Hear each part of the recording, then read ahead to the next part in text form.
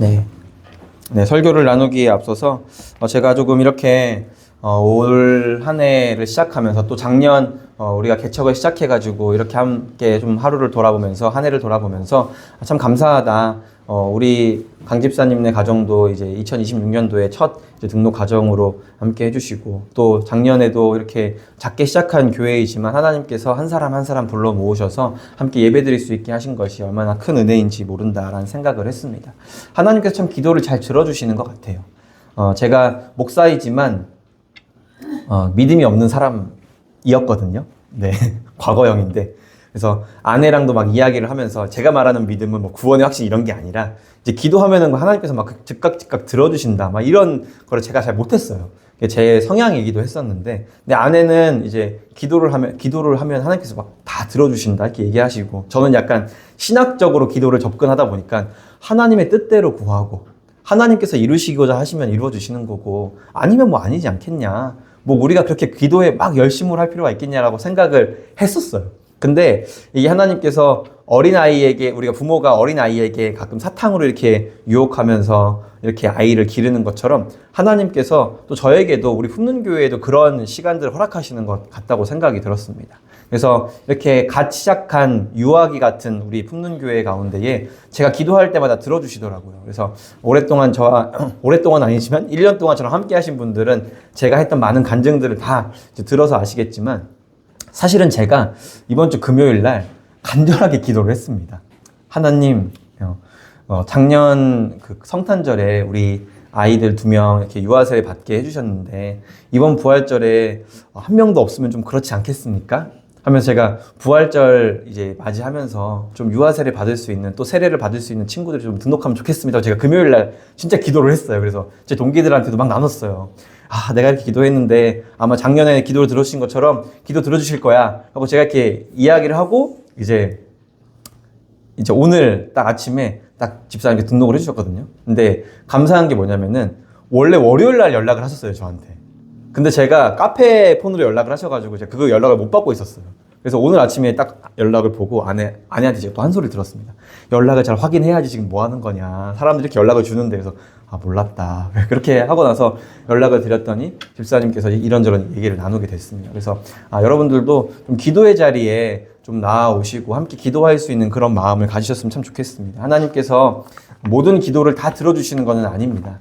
우리가 하나님의 뜻을 구하고 하나님의 타이밍을 구하는 것이 맞지만 하나님께서 우리에게 허락하신 것이 기도라는 가장 강력한 무기가 우리 그리스도인에게 있거든요. 근데 이것을 우리가 사용하지 않고 살아간다면 하나님께서 우리에게 주신 정말 소중한 것들을 잊고 살아가고 놓치고 살아가는 것은 아닌가라는 생각을 해봅니다. 그래서 여러분들 기도하기 위해 금요일도에 많이 나오십시오가 아니라 여러분들 마음 가운데에 정말 하나님을 향한 그런 귀한 마음들이 있다면 나오셔서 함께 기도하는 시간이 있었으면 좋겠다라고 제가 말씀을 드리는 겁니다.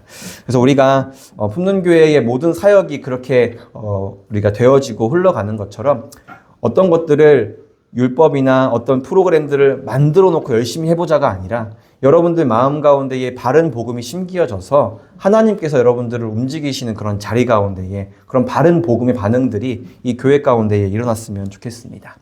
함께 말씀 함께 나눠보고자 하는데요. 익숙함에 젖어 살아가는 우리에게 특별한 날들, 특별한 이벤트들은 참 소중한 것들입니다. 예를 들면 우리 교회에서도 그런 것들이 있죠. 방금 제가 설명을 했지만 금요 기도회라든지 아니면은 수련회라든지 아니면 선교라든지 이런 특별한 이벤트들이 하나님께서 그때그때마다 주시는 은혜들이 다 다르고 또 좋습니다. 그리고 제자훈련이나 이런 것들도 마찬가지겠죠. 근데 우리가 우리의 일상을 살아가면서도 비슷한 것들이 있습니다. 뭐냐면은 설날, 추석 이런 날들입니다. 이런 특별한 날들을 통해서 하나님께서 또 우리 가운데에 알려주고자 하시는 것이 있지 않을까라는 기대하는 마음이 우리 가운데에 있으면 참 좋겠다라는 생각도 해보게 되었습니다. 교회 안에서도 절기들을 통해서 우리가 잃었던 신앙을 다시 한번 일깨우고 또 우리가 놓쳤던 부분들을 다시 한번 깨달을 수 있는 부분들이 이런 절기들입니다. 그래서 우리가 이 새로운 날들을 통하여서 하나님께서 우리에게 허락하신 관계들이나 아니면 하나님께서 우리에게 필요하다고 생각하시는 그런 일들을 다시 한번 생각해보는 시간들을 갖게 되면 참 좋지 않을까라는 생각들도 해봅니다. 저도 이렇게 제가 효자는 아니에요. 효자는 아니라서 부모님한테 맨날 자주 연락은 못 드리는데 제 아내처럼 부모님과 이렇게 잘 연락은 못 합니다. 그래서 명절이 되거나 특별한 일이 있거나 이럴 때마다 제가 연락을 드리곤 하는데, 이제 이런 설날이나 추석이 되면 좀 그런 것 같아요. 이런 날들이 가까이 오면 부모님을 다시 한번 생각해보고 다시 한번 연락을 드리고 감사 인사를 드리는 그런 시간들이 되는 것 같습니다. 근데 이스라엘 백성들에게도 이러한 특별한 날들, 이런 특별한 은혜들이 있는 것이 바로 우리가 오늘 읽었던 신명기라는 책이 가지고 있는 의미입니다. 이 신명기 말씀, 지금 우리가 오늘 속해 있는 이 신명기 말씀이 어떤 날들에 대해서 자주 이야기를 하곤 하냐면요, 6월절이나 아니면 무교절이나 이런 날들에 대해서 자주 이야기를 하곤 합니다. 근데 이 날들이 있는 곳이 3월 이제 중순부터 4월 중순 요 정도인데, 이거를 유대력으로는 니산월이라고 합니다. 그러니까 유대력이라는 게 다 다릅니다. 그래서 우리가 부활절이 매주 다르고 아니면은 6월절이 매주 다르고 이런 이유들이 우리가 이제 태양력을 사용하는 우리의 달력과 유대력을 사용하는 날들이 다르기 때문입니다. 근데 이 니산월이라는 날도 3월 말에서부터 3월 중순에서부터 4월 중순까지가 있는데, 이 날들에 성경에 보면은 굉장히 많은 일들이 일어났었습니다. 예를 들면은 이제 노아의 방주가 노아의 방주가 사건이 있었는데, 아라랏산에 처음으로 머물게 된 날도 이 니산월에 포함되어 있습니다. 또 모세가 하나님과 이렇게 백성들을 이끌고 홍해 앞에 섰을 때에 하나님께서 그 바다를 갈라주신 날도 이 니산월 안에 포함되어 있습니다. 뿐만 아니라 여리고성을 정복했던 날도 있었고, 히스기야 왕이 말씀을 다 잃어버렸던 이스라엘 백성들에게 다시 한번 말씀으로 우리가 바르게 서보자 라고 했던 그 날도 이 니산월이었습니다. 뿐만 아니라 우리가 방금 이야기했던 6월절, 그리고 곧 다가오게 될 사순절, 고난주간, 부활절, 이런 모든 날들이 다 니산월에 포함되어 있습니다. 그래서 이 6월절 마지막에 출애굽 재앙도 아마 이 니산월 안에 포함되어 있었겠죠. 그러니까 이런 다양한 날들이 니산월 안에 포함되어 있었습니다. 그리고 6월절에 하나님께서 이스라엘 백성들을 구원해 주시겠다라고 말씀을 하시면서 이 이스라엘 백성들에게 말씀하신 내용들이 바로 오늘 우리가 읽었던 본문의 내용입니다. 우리 6장 1절에 있는 말씀을 다시 한번 읽어보도록 하겠습니다. 시작. 이는 곧 너희 하나님 여호와께서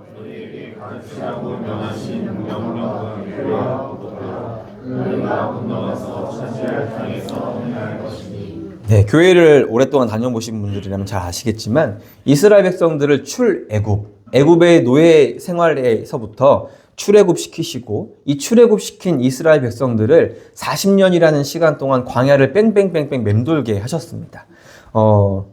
차로 타고 가면은 아마 한 7시간, 8시간 정도면은 충분히 가나안 땅에 도착할 수 있는 시간입니다. 이제 요즘 차로 타고 가면은. 근데 하나님께서 굳이 40년이라는 시간 동안 광야 생활을 시키시면서 이스라엘 백성들을 뺑뺑뺑뺑 돌리신 이유가 무엇일까? 라는 이야기들을 우리가 이 말씀 가운데 찾아볼 수가 있는 겁니다. 하나님께서 우리에게, 이스라엘 백성들에게 명령과 규례와 법도를 주셨습니다. 근데 그 이유가 무엇이라고 그 뒤에 나와 있습니까? 너희가 가서 차지할 땅, 여기가 바로 가나안 땅이거든요. 약속의 땅. 그 땅으로 가서 행할 것을 내가 너희에게 가르쳐 주겠다라고 말씀을 하신 겁니다. 근데 사실 40년 전에 이미 하나님께서 시내산 아래에서 이스라엘 백성들에게 제정해 주시고 알려주신 말씀이었습니다. 근데 이 말씀을 다시 한번 40년이라는 시간 뒤에 다시 한번 이스라엘 백성들에게 말씀하신 이유가 무엇일까? 생각을 해보면 좋겠습니다. 백성들은 하나님의 말씀을 따라서 40년이라는 시간 동안 광야 생활을 했습니다. 아마 이들도 잘 알고 있었겠죠. 왜냐면은 원래 자신들이 살고 있었던, 자기 부모님이 살고 있었던 땅이 400년 전에 자신의 선조들이 살고 있었던 그 땅이 이스라엘이기 때문에 이스라엘이 어디였는지 잘 알고 있었을 겁니다. 애굽에 살고 있지만 이스라엘이란 땅을 생각하면서 바라면서 다시 언젠가는 돌아가게 될 그 땅을 생각했던 것이겠죠. 하나님께서 이 40년이라는 시간 동안 불과 구름 기둥으로 이들을 지켜주셨습니다. 감사했겠죠. 하나님께서 이 광야 생활 가운데 우리를 지켜주시는구나 하는 마음이 감사했을 겁니다. 그러나 이 이스라엘 백성들이 점점 잊어버렸던 것이 있었습니다. 바로 그것이 오늘 이야기하고 있는 명령과 규례와 법도입니다. 하나님께서 이스라엘 백성들을 처음 자신 앞에 모으시고 백성으로 삼으실 때 하셨던 이 가장 중요한 일이 뭐냐면은 법을 제정하는 일이었습니다. 이 법을 제정하는 일을 통해서 하나님께서 원하셨던 것은 무엇이냐면 내 백성이라면 이렇게 살아가야 해 라는 것이었습니다. 혹자들은 이런 이야기들도 합니다. 이스라엘 백성들만을 위한 것이었다. 그래서 구약 성경에는 선교에 대한 내용들이 없고 이방인들에 대해서는 다 안 좋은 이야기만 하고 있어 라고 생각하는 경우들도 있습니다. 그러나 우리가 출애굽했던 경우들을 볼 때에 하나님께서 출애굽시키실 때에 어떤 사람들을 출애굽시키셨냐면 이스라엘 백성들과 더불어 각 잡족들, 그러니까 다른 민족들도 함께 출애굽시키셔서 자기의 백성으로 삼으셨다고 이야기를 하고 있습니다. 처음 하나님을 접하고 처음 이 재앙, 10가지 재앙을 통하여서 위대하신 하나님을 접했던 그 사람들에게 하나님의 백성이 되게 하시기 위한 방법, 그것이 바로 법을 제정하는 일이었습니다.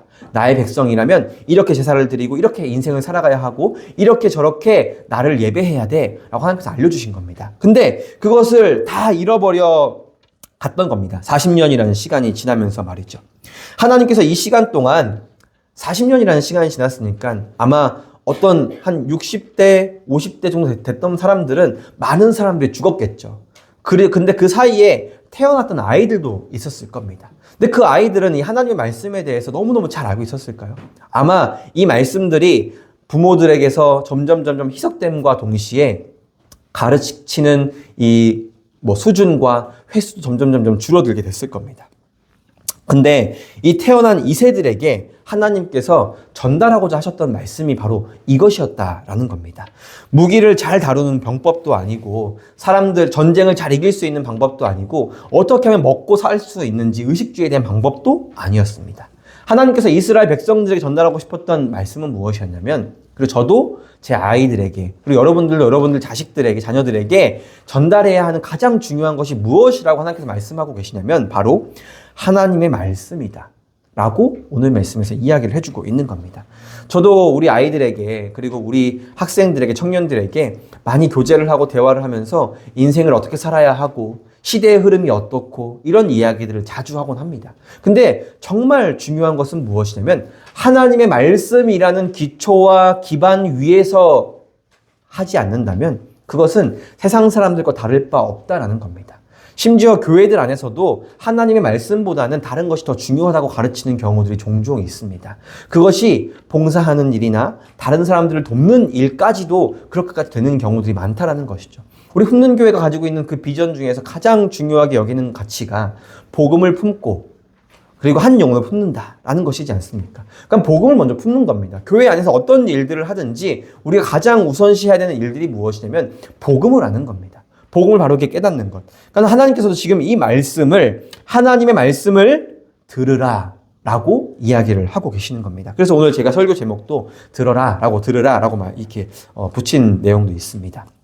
그냥 좀 순화해가지고 제가 설교 제목을 들으라, 아니면 조금 더 멋있는 말로, 원래 이 성경에서 나온 말로 쉐마 이스라엘 이렇게 해도 되겠지만 강한 어조로, 명령 어조로 오늘 설교 본문 제목을 들어라 라고 하신 말씀 이렇게 붙인 이유가 있습니다. 하나님께서 이렇게 우리에게 하나님의 말씀이 가장 우리 인생 가운데 중요하다라고 말씀해주고 계십니다. 이 6장에 있는 말씀의 맥락 가운데에서 기초가 되는 말씀이 신명기 5장에 있는 말씀입니다. 신명기 5장에서 어떤 내용들이 나와 있냐면 10계명에 대한 내용들을 다시 한번 하나님께서 언급하시는 내용이 있습니다.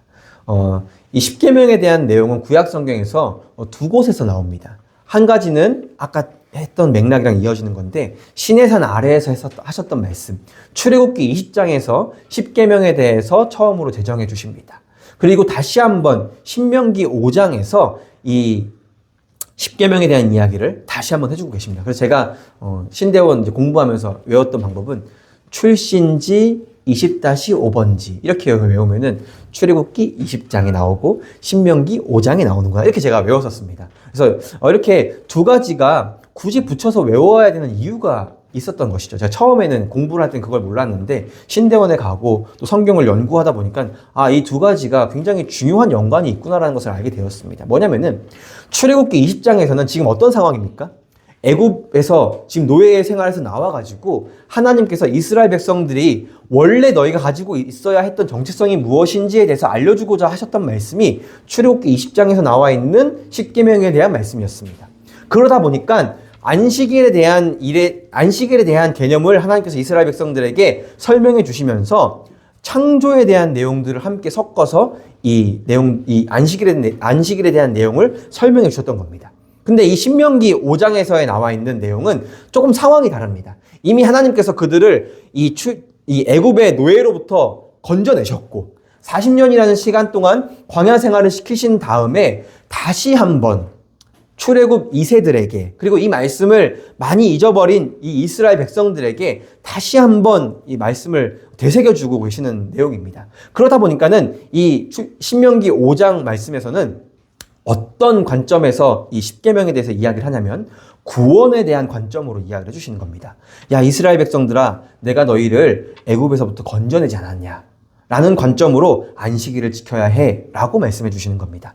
그럼 반대로 출애굽기 20장에서 뭐라고 말씀하셨겠습니까? 야, 내가 너희를 처음 불러냈던 그때 아브라함을 통해서 내가 너희의 그 민족이 이어지게 했던 것 기억하지 않냐?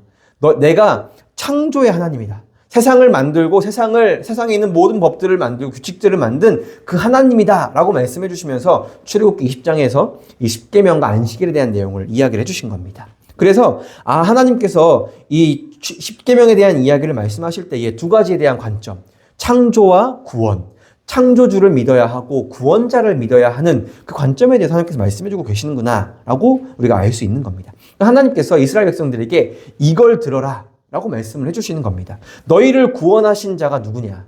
너희를 앞으로도 이전에 너희를 구원했던 것처럼 앞으로 너희를 구원하실 분이 누구시냐? 라고 지금 이스라엘 백성들에게 말씀해 주시고 가르쳐 주고 계시는 겁니다. 우리가 지금 이 예배 시간에도 집중해서 그리고 다시 한번 생각해야 되는 내용들이 바로 이것입니다. 지난주 설교 시간에도 말씀드린 것처럼 우리가 생각해야 되고 이 귀한 시간을 통해서 우리가 다시 한번 재각성해야 되는 것은 무엇이냐면 하나님께서 창조주시구나. 내가 가지고 있는, 내가 누리고 있는 모든 것들 다 하나님의 것이구나. 라는 것을 다시 한번 생각하고 그리고 나를 처음 구원하셨던 것처럼 앞으로도 내 모든 어려운 상황들과 내 불안한 미래들 가운데에도 이 모든 것들을 이기게 하실 분은 하나님이셔. 라고 고백하는 시간이 바로 이 예배 시간이어야 한다라는 것을 우리가 깨달을 수 있다라는 겁니다. 이게 그렇게 중요할까요? 이스라엘 백성들은 아마 이런 생각을 했을지도 모르겠습니다.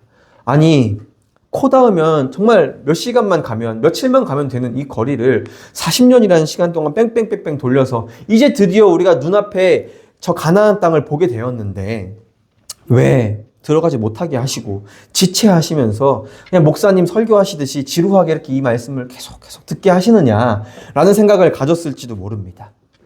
40년 하고도 11개월이라는 시간을 하나님 제가 기다리지 않았습니까? 라고 이스라엘 백성들이 하나님께 아니면 모세에게 아론에게 따졌을지도 모릅니다. 이런 불평과 불만들을 백성들에게 알고 있었겠지만 광야에 있는 이 출애굽 2세들에게 마땅히 이야기했어야 되는 것이 바로 이 내용들이었다는 것이죠. 이런 내용들과 함께 이 모세는 뭐라고 이야기하냐면 야, 만나와 메추라기를 주신 분이 누구시냐? 불과 구름 기둥으로 우리를 지켜주신 분이 누구시냐? 그리고 너희가 40년이라는 시간 동안 광야 생활을 막 뺑뺑뺑뺑 돌았는데 신발이 해지지 않았고 옷이 더러워지지 않았는데 이게 누가 하신 기적이냐라고 모세가 다시 한번 이야기를 했던 겁니다. 부당거래라는 영화가 있는데 류승범 씨가 했던 대화가 떠오릅니다. 너무 유명하죠. 이제 유튜브나 뭐 인스타에 짤로도 다수 돌아다니는데 아마 젊은 분들은 다 아시리라 생각을 합니다. 호의가 계속되면 뭐가 된다라고 합니까? 근데 어떤 사람들은 호의가 계속되면 둘리인 줄 안다. 뭐 이렇게도 이야기를 합니다. 네. 너무 둘리가 호의? 이렇게 마법을 부리니까 말이죠. 근데 그게 아니라 원래 영화에서는 이렇게 이야기합니다.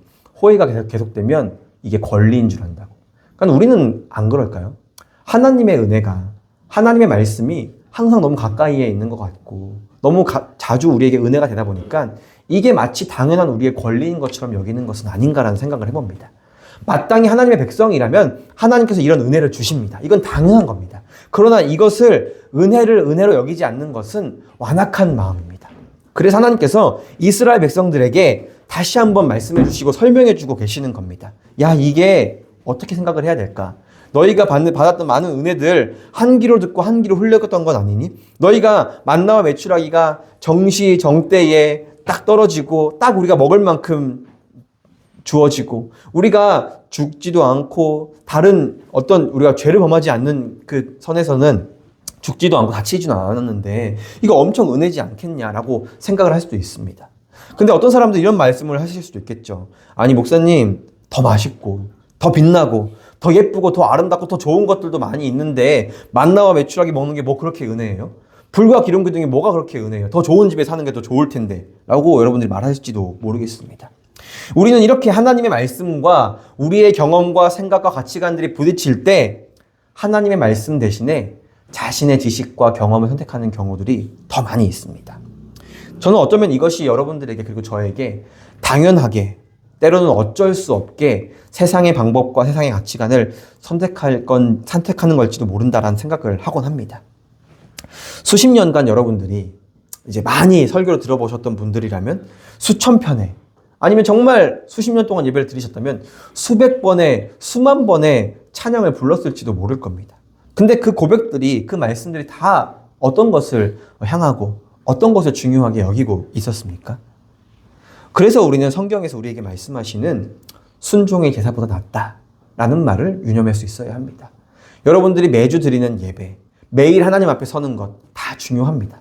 그런 하나님께서 우리에게 순종을 요구하신다면 그때 순종하겠다, 순종하겠습니다 라는 그 고백이 수백 번의 제사보다 낫다라는 것을 우리가 알아야 합니다.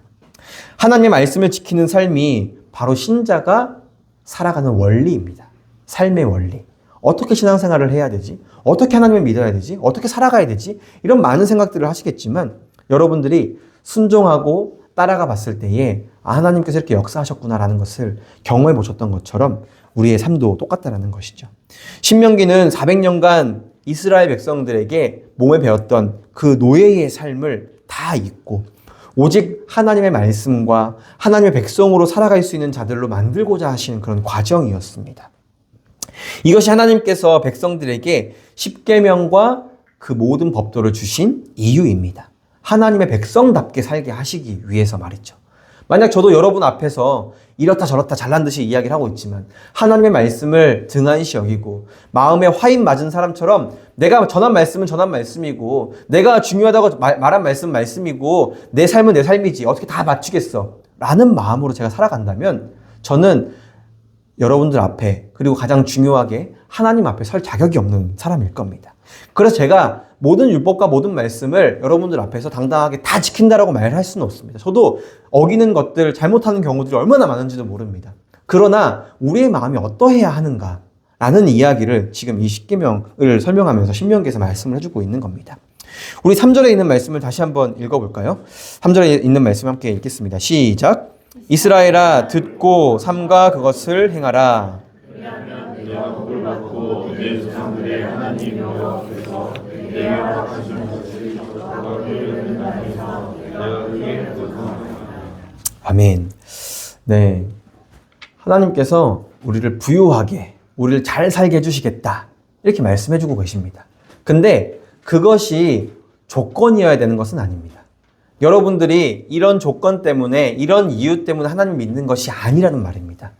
우리가 예배를 드리는 것도 제가 주보에도 써놨던 것처럼 여러분들 예배를 드리는 이유가 무엇입니까? 예배는 은혜 받기 위해 드리는 겁니까? 이 자리에 나오시는 이유가? 대부분 많은 그리스도인들이 그렇게 생각을 하고 그렇게 이야기를 합니다. 예배에 은혜 받으러 나가야지.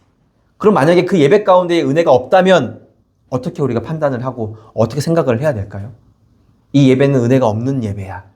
만약에 그런 교회를 갔다면 이 교회는 은혜가 없는 교회야 라고 판단을 해야 될까요? 그렇지 않다라는 겁니다. 우리가 예배 자리 가운데 나오는 이유는 무엇이냐면 하나님께 영광 올려드리기 위한 것입니다. 이것이 가장 우선순위입니다. 여러분들이 예배 자리 가운데 나오는 목적이, 하나님을 믿는 목적이 어떠해야 되는 것이냐면 하나님께 영광 올려드리는 삶을 살고 하나님께 영광 올려드리는 예배를 드리는 것, 이것이 우리 믿는 사람들의 목적이어야 한다는 것이죠. 세상 사람들과 다른 교인들과 이야기를 할 때에도 은혜 받았어? 이게 아니라 하나님께 영광 올려드렸어? 라고 우리의 질문이 바뀌어야 될 겁니다. 여러분들의 말씀 가운데에, 여러분들의 삶 가운데에 하나님께 영광 올려드릴 수 있는 그런 귀한 은혜가 있었으면 좋겠습니다. 이것은 명령입니다.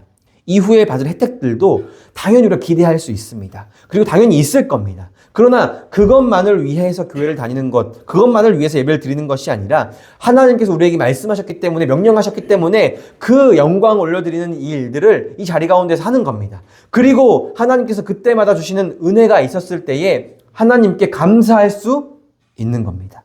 하나님 앞에서 순종이라는 단어는 세상에서 말하는 순종과는 조금 다릅니다. 이 순종은 아무것도 없이 그냥 맹목적으로 복종하려는 그런 것을 순종이라고 말하고 있는 것이 아닙니다. 하나님께서는 우리에게 원하시는 것이 무엇이냐면 자발적인 순종이고 자발적인 사랑입니다. 아담과 하와가 했어야 되는 일, 그리고 우리의 믿음의 선조들이 했어야 되는 일들도 다 이 안에 포함되어 있는 겁니다. 자발적인 사랑, 자발적인 믿음.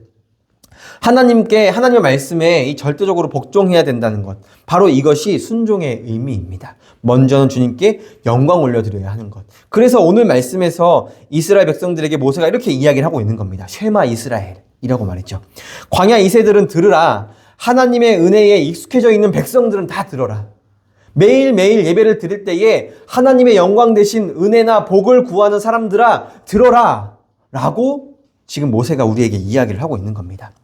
모세는 현대인들에게 지금까지 가장 소중히 여기는 그 말씀들, 이스라엘 백성들이 그 당시에서부터 지금까지 유대인들이 가장 소중하게 여기는 말씀이 바로 이 말씀입니다. 제가 이스라엘에 갔을 때에 이렇게 모스크바 공항에서 이스라엘로 오는 그 비행기를 타고 가고 있었습니다.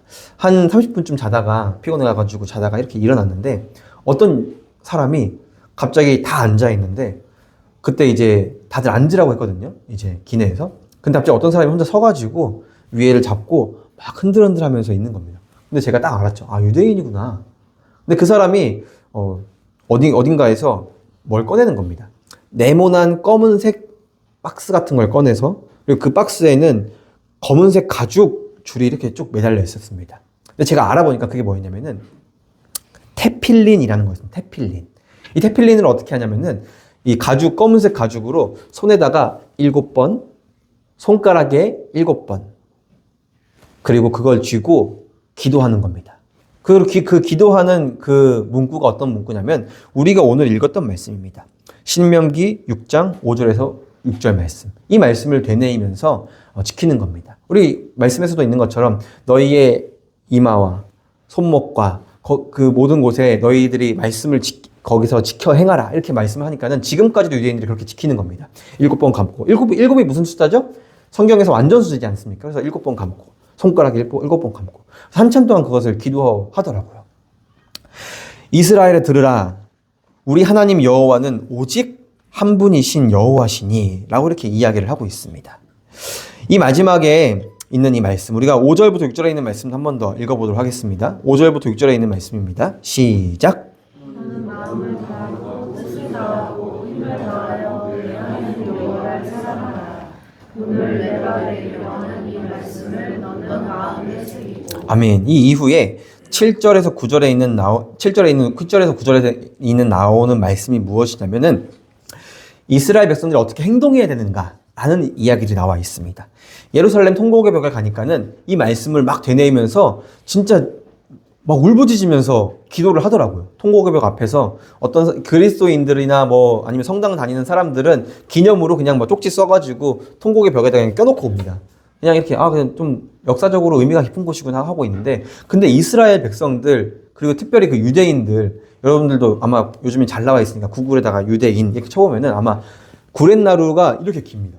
구렛나루를 꼬고 그리고 이 카파를 쓰고 검은색 옷을 입고 한 손에 성경책을 들고 통곡의 벽을 잡고 막 엄청 웁니다. 구원자께서 다시 오시기를 바라는 마음으로. 저는 근데 그 모습들을 보면서 뭐 이거 이외에도 제가 말씀드렸던 많은 내용들이 있겠지만 이것 이외에도 바리새인들이나 유대인들을 보면서 제가 진심이구나, 이걸 깨달았습니다. 진심이구나. 근데 여러분들은 어떻습니까? 전 종종 청년들에게도 그렇게 이야기를 합니다. 바리새인만큼이라도 해봐라. 우리가 성경에서 자꾸 바리새인들을 욕하고 안 좋은 사람이라고 말하고 유대인들이 뭔가 잘못된 사람이라고만 이야기를 하니까 그 이유와 그들의 진정성에 대해서 생각해보지 않고 그냥 그 사람들은 잘못된 사람이구나 라고만 하고 끝나는 경우들이 많다라는 겁니다. 근데 제가 직접 본 그 사람들의 모습을 보니까 진심입니다. 말씀을 위해서 진심으로 눈물을 흘리고 무너진 자신들의 이 나라를 위해서 통곡하는 게 이 바리새인들의 그리고 이 유대인들의 역할이었다는 것이죠. 근데 우리는 어떻습니까? 여러분들 예배자리 가운데 나와서 한 번이라도 온전히 바르게 예배를 드리지 못하는 내 모습을 위해서 통회했던 적이 있으십니까? 하나님께 정말 복음의 말씀이 내 마음 가운데 없다라는 것 때문에 눈물 흘려보신 적이 있으십니까? 정말 다른 것이 아니라 내 삶이나 내 인생과 불안한 미래가 아니라 이 한 번의 예배가 하나님께 온전히 드려지기를 바라는 마음으로 우리가 정말 하나님 앞에 엎드렸던 적이 있었습니까? 근데 왜 이런 이스라엘 백성들에게, 유대인들에게 예수님께서는 왜 그렇게 가혹하게 하셨던 것일까요? 독사의 자식들아, 회칠한 무덤이다, 외식하는 자들아 하면서 왜 그들에게 그렇게 치욕적이고 모욕적인 말씀을 하셨던 것일까요? 모세는 하나님의 명령을 지키라고 말합니다. 어떻게 지키라고 말을 하냐면 마음과 뜻과 목숨을 다하여 라고 이야기를 합니다. 여기서 중요한 이야기가 뭐냐면 히브리어 콜이라는 말입니다. 이거는 모든이라는 이 히브리어인데 이 콜이라는 말은 그 안에, 그러니까 모든 것이라고 이야기할 때에 1부터 10까지에 있는 것을 보고 다 지키면 모든 걸 다 지키는 거다라는 그런 의미가 아닙니다. 여기서 이야기하는 그 문맥적인 의미는 뭐냐면은 그 이면에 있는 것이 어떤 의미를 가지고 있느냐인 겁니다.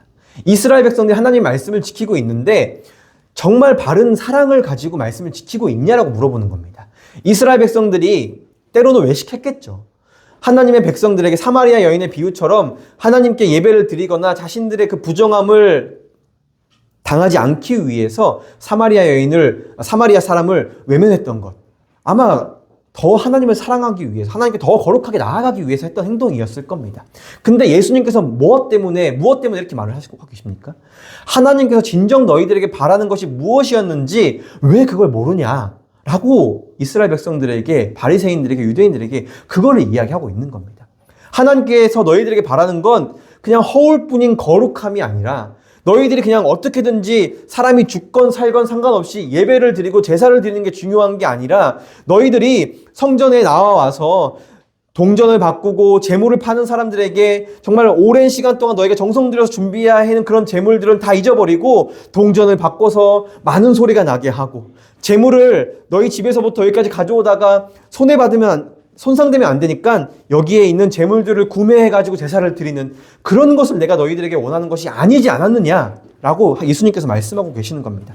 그러니까 여기서 이야기하고 있는 콜이라는 말은 무엇이냐면 말씀 그 이면에서 하나님께서 정말 너희에게 원하는 것이 무엇인지에 대해서 알아야 한다라고 성경은 이야기하고 있는 겁니다.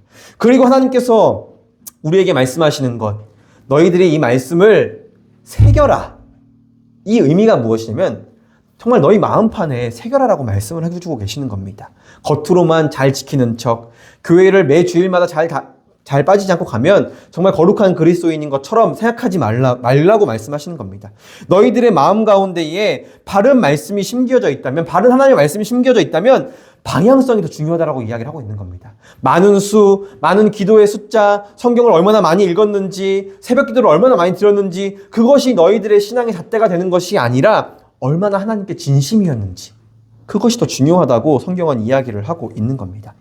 우리는 우리의 신앙의 방향이 오른쪽인가, 왼쪽 오른쪽 말고요, 정말 올바른 쪽인가, 그것을 여러분들이 집중해서 생각해 보셔야 합니다. 제가 서론에서 여러분들에게 시작했던 단어가 있습니다. 익숙함. 여러분들의 예배는 어떠하십니까?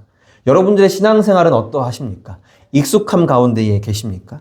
익숙함도 좋은 단어입니다. 올바른 방향 가운데에 익숙하게 계속해 나아간다면 그건 좋은 것일 겁니다. 그러나 여러분들이 올바른 복음을 잊어버리고 올바른 하나님의 말씀을 잊어버리고 올바른 예배를 잊어버리고 익숙한 채로 가고 있다면 그것은 잘못된 것이라고 예수님께서 그리고 오늘 말씀에서 이야기를 하고 있는 겁니다.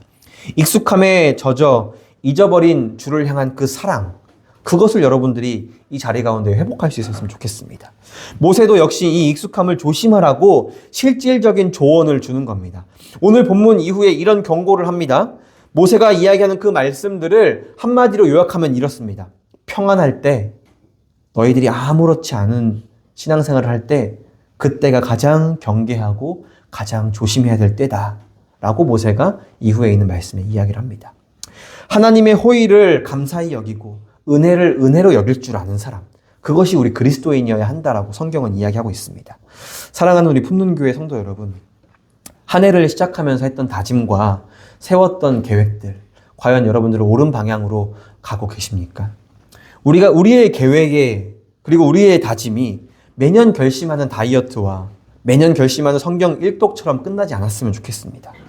26년 출발선에서 얼마 떠나지 않았다면, 아니면 아직도 출발하지 못하셨다면 여러분들의 그 신앙의 출발선에서 올바른 방향을 잡고 나아갈 수 있었으면 좋겠습니다. 익숙함과 군중 심리에 넘어가지 마시고, 익숙함에 넘어가지 마시고, 정말 본문이 우리에게 이야기하는 것처럼 들으라, 그 말씀을 들었으면 좋겠습니다. 하나님께서 여러분들에게 말씀하고자 하시는 그 진정한 의미를 듣고 그 진정한 의미의 목소리를 기울일 수 있는 우리가 되었으면 좋겠습니다. 힘들고 어려워도 옳은 방향을 택하시는 성도가 되었으면 좋겠습니다. 쉐마 이스라엘, 쉐마 품문교회, 들으라 라고 하나님께서는 매주일 그리고 매일매일 여러분들에게 말씀해 주고 계십니다.